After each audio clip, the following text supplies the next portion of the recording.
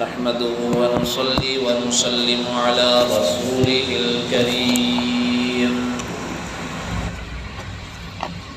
أما بعد فأعوذ بالله من الشيطان الرجيم. بسم الله الرحمن الرحيم.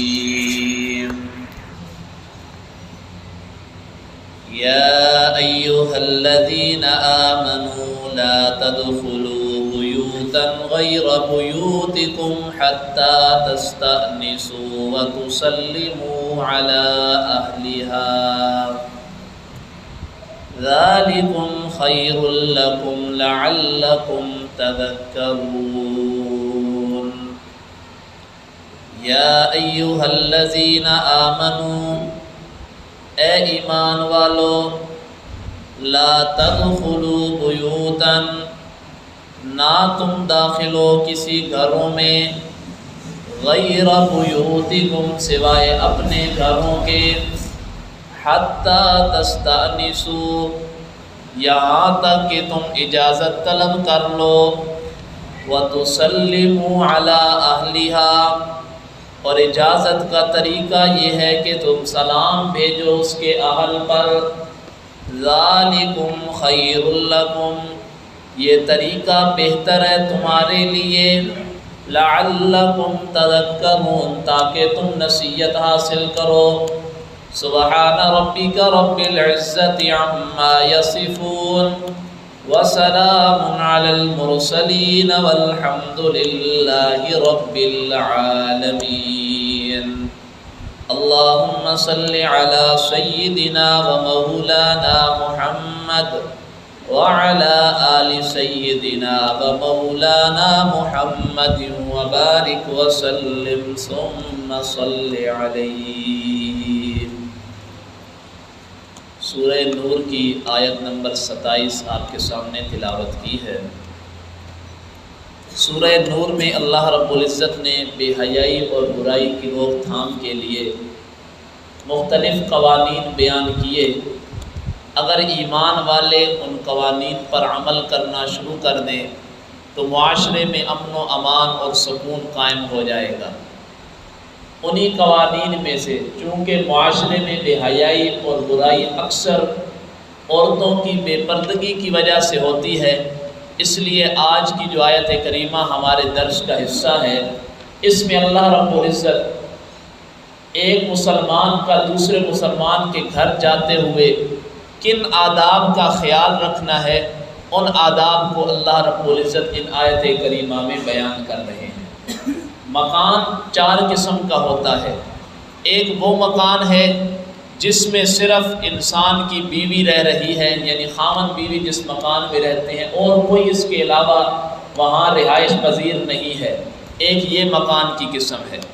دوسرا مکان کی وہ قسم کہ مکان میں خاوند بیوی بھی رہ رہے ہیں اور ساتھ ساتھ والدین بیوی بچے اور بھی عزیز و اقارب بہن بھائی رہ رہے ہیں. ایک یہ مکان ہے. تیسرا مکان کی وہ قسم کہ وہ مکان جو ہے تو رہائش کے لیے لیکن عارضی طور پر وہاں کوئی رہ نہیں رہا یا رہائش تو ہے لیکن وہ سفر پر گئے ہوئے، یہ بھی ایک مکان ہے. اور چوتھا وہ مکان ہے جو تمام عالم کے لوگوں کے لیے تمام عوام کے فائدے کے لیے بنائے جاتے ہیں، جس طرح کے مسافر خانے ہوتے ہیں، ریلوے اسٹیشن پر بیٹھنے کی جگہ بنائی جاتی ہے، وہ بھی ایک مکان ہے. اسی طرح قیام گاہ جو بنائی جاتی ہے، یہ سب مکانات ہیں. اب 4 قسمیں ہیں مکانات کی. ان آیت کریمہ میں اللہ رب العزت نے 3 قسموں کا تو ذکر کیا، لیکن پہلی قسم کے ایک وہ مکان جس میں صرف خاوند اور بیوی رہتے ہیں، ان کے علاوہ کوئی نہیں رہتا، اس کا حکم ذکر نہیں کیا کیونکہ اس کا حکم واضح تھا. باقی 3 جو مکان کی قسمیں ہیں ان کا ذکر اللہ رب العزت نے آیت کریمہ میں کیا. پہلی قسم مکان کی کہ جس مکان میں سوائے خاوند اور بیوی کے کوئی نہ رہتا ہو.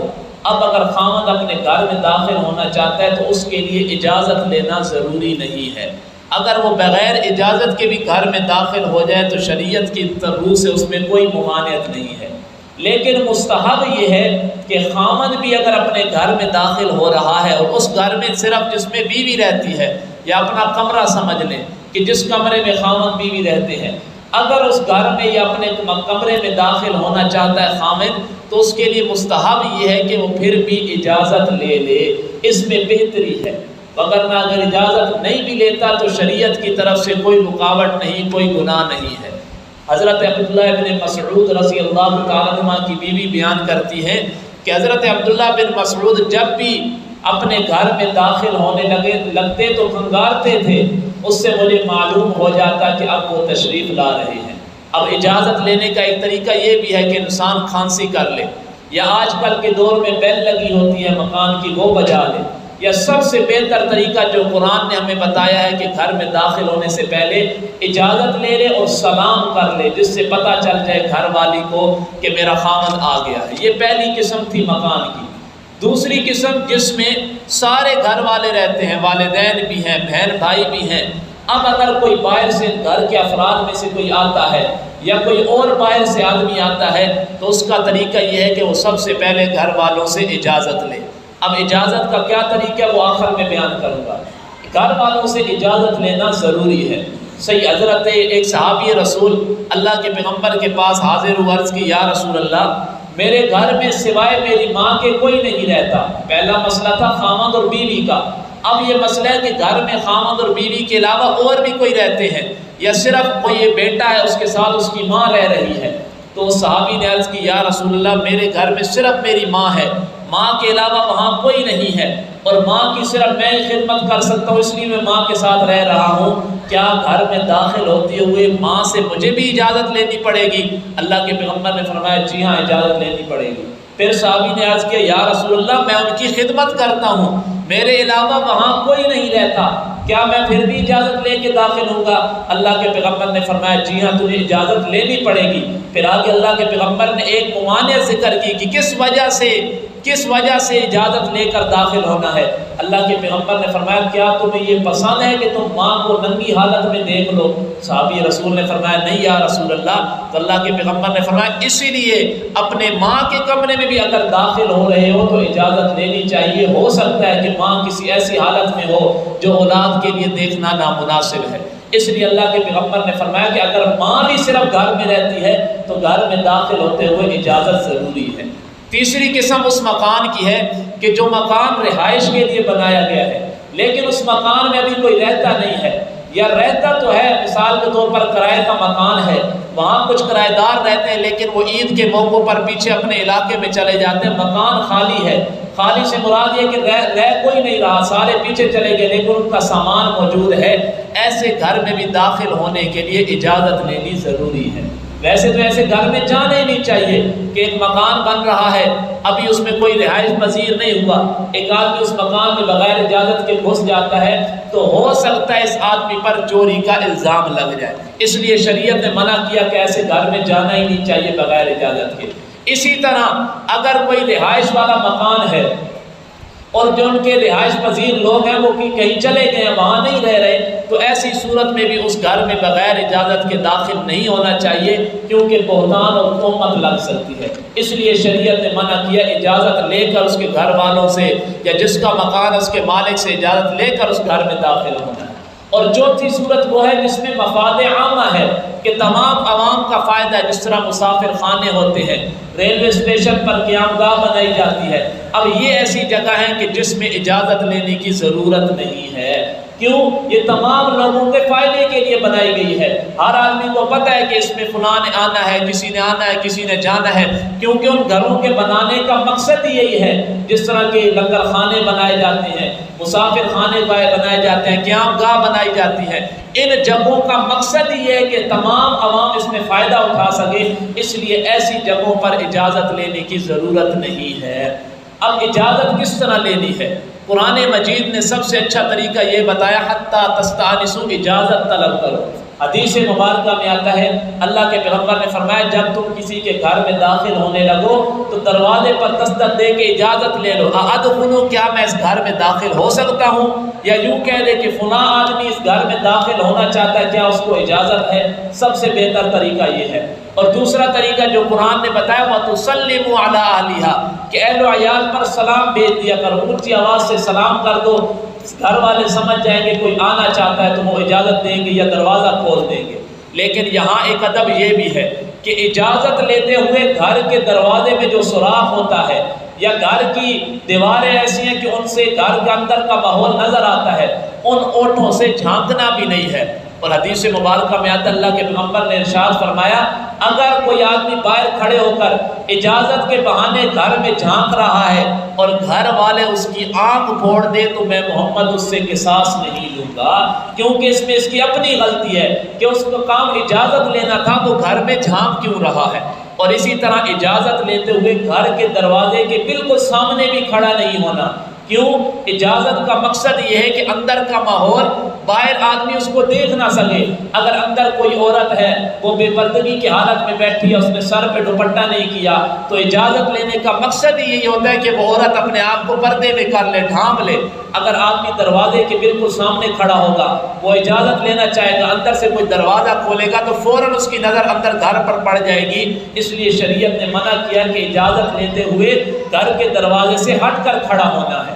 پھر اجازت لیتے ہوئے 3 دفعہ اجازت لینی ہے کہ اجازت لیتے ہوئے 3 دفعہ آدمی دستک دے، اگر تو گھر سے اندر سے کوئی جواب آ جائے تو ٹھیک، وگرنہ واپس چلا جائے۔ اور یہاں ایک بات یاد رکھیں کہ اجازت جب 3 مرتبہ لے لی، اندر سے کوئی جواب نہیں آیا تو خوشی سے واپس چلا جانا چاہیے، اس آدمی کے متعلق بدگمانی نہیں کرنی چاہیے۔ آج کل یہ بدگمانی اکثر علماء کے بارے میں کی جاتی ہے کہ آدمی علماء کے پاس جاتے ہیں، ان کے گھر میں 1 دفعہ دستک دی، دوسری دفعہ دی، تیسری دفعہ دی، اندر سے کوئی جواب نہ آیا، بعد میں پروپیگنڈا کرنا شروع کر دیتے ہیں کہ یار یہ کیسا حال ہے، میں اس کے گھر کے دروازے تک گیا ہوں، اس نے دروازہ تک نہیں کھولا۔ اس لیے شریعت نے منع کیا ہے اگر 3 دفعہ اجازت لے لو، اندر سے کوئی آواز نہ آئے، کوئی جواب نہ ملے تو خوشی سے واپس چلا جانا چاہیے۔ اس کے آدمی کے خلاف بدگمانی نہیں کرنی چاہیے۔ ہو سکتا ہے وہ کسی ضروری امر میں مصروف ہو اور وہ آپ کو گھر میں آنے کی اجازت نہ دینا چاہتا ہو سکتا ہے وہ اپنی بیوی کے ساتھ مصروف ہو، اس لیے شریعت نے منع کیا کہ 3 دفعہ اجازت لو، اور اجازت اگر جواب اندر سے نہ ملے تو واپس چلے جانا چاہیے۔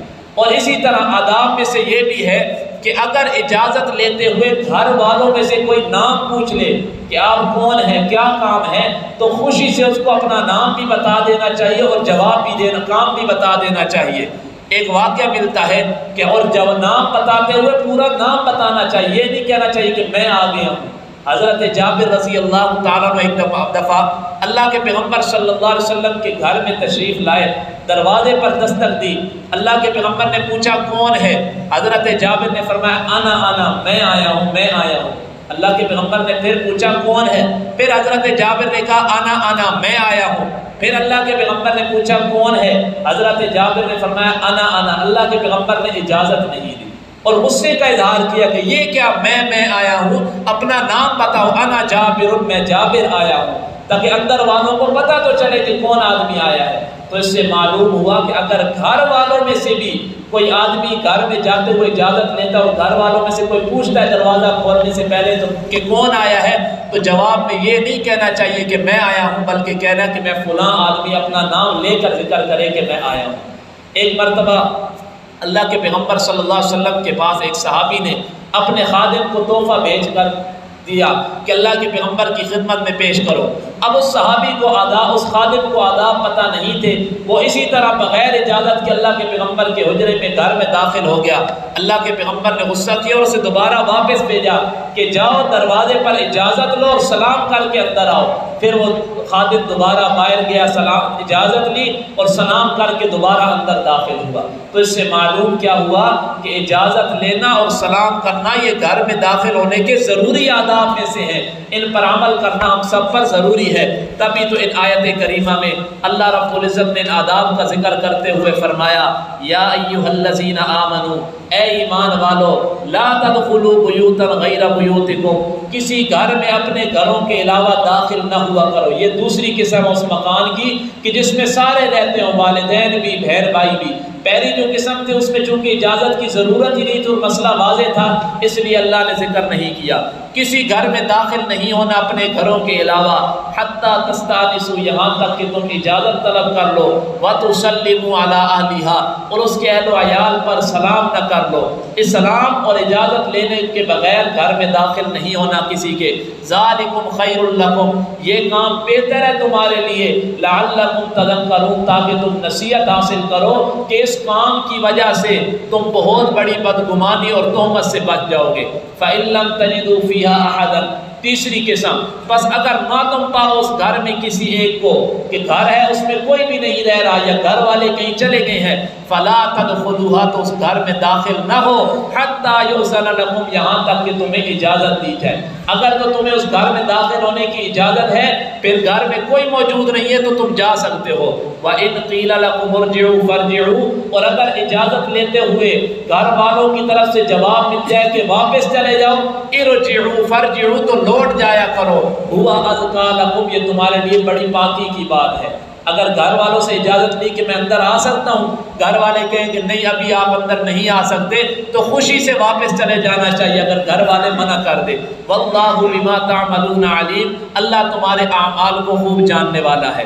لیس علیکم جناح چوتھی قسم کہ جو مسافر خانے ہیں، قیام گاہ ہے، مسجد ہے، مدرسہ ہے، چونکہ وہ بنائے ہی عوام کے فائدے کے لیے ہیں، ان گھروں میں ان مکانات میں اجازت لینے کی ضرورت نہیں۔ لیس علیکم جناح تم پر کوئی حرج نہیں، ان تدخلوا بیوتا یہ کہ تم داخل ہو گھروں میں، غیر مسکونۃ جو رہائشی گھروں کے علاوہ ہے، فیہا متاع لکم اس میں نفع ہے تمہارے لیے۔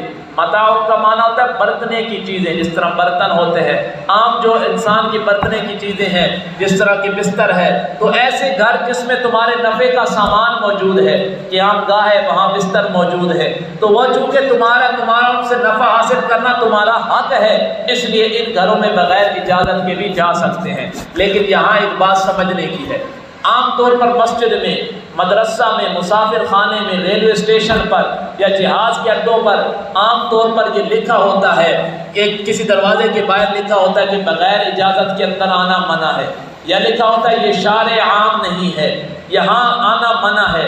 تو یہ ایسی جگہ ہوتی ہیں جو مفاد عام کے لیے، عوام کے لیے نہیں ہے، کہ وہ عوام کے فائدے کے لیے نہیں ہے، اس لیے ایسی جگہوں پر چاہے وہ ریلوے اسٹیشن پر ہے، چاہے وہ کسی مسجد کے کمرے پر لکھا ہوا ہے، وہاں اگرچہ یہ جگہ عوام کے فائدے کے لیے بنائی گئی ہیں، لیکن ہو سکتا ہے ان کمروں میں ایسا کوئی عمل ہو رہا ہو جو عوام سے چھپ کر کرنا ہو، تو ایسی جگہوں پر جہاں لکھا ہوتا ہے یہ شارع عام نہیں ہے، یہ یہاں داخل ہونا منع ہے، بغیر اجازت کے اندر آنا منع ہے، تو وہاں شریعت کا مسئلہ یہ ہے کہ وہاں بغیر اجازت کے داخل ہونا منع ہے۔ اسی طرح کسی جگہ پر کوئی ٹکٹ رکھا جاتا ہے، جس طرح کہ پارک میں آپ دیکھتے ہیں 30 روپے 40 روپے ٹکٹ رکھا ہوتا ہے، وہاں بھی بغیر ٹکٹ دیے اندر جانا منع ہے شریعت کی طرف سے۔ کیوں؟ یہ ٹکٹ گویا اس جگہ میں داخل ہونے کے لیے ایک اجازت ہے، آپ اجازت لے رہے کہ میں نے پیسے دے دیے، ٹکٹ لے لیا، گویا ان کی طرف سے آپ کو اندر جانے کی اجازت مل گئی۔ تو ایسی جگہوں پر جہاں حکومت کی طرف سے کوئی ٹکٹ مقرر کیا جاتا ہے، تو ایسی جگہوں پر بھی دھوکہ دے کر بغیر ٹکٹ کے اندر داخل ہونا یہ بھی منع ہے۔ اللہ فرماتے ہیں واللہ یعلم اللہ جانتا ہے ما تبدون جو تم ظاہر کرتے ہو، یعنی ظاہری طور پر کسی کو دھوکہ دے رہے ہو، وما تکتمون اور جو تم چھپا رہے خفیہ طور پر کسی کو دھوکہ دے رہے ہو، اللہ ان سب امور کو جانتے ہیں، کیونکہ اللہ دلوں کے حال کو جاننے والے ہیں۔ اللہ سے دعا ہے کہ اللہ رب العزت ہمیں قرآنی تعلیمات پر عمل کرنے کی توفیق عطا فرمائے۔ وآخر دعوانا ان الحمد للہ رب العالمین۔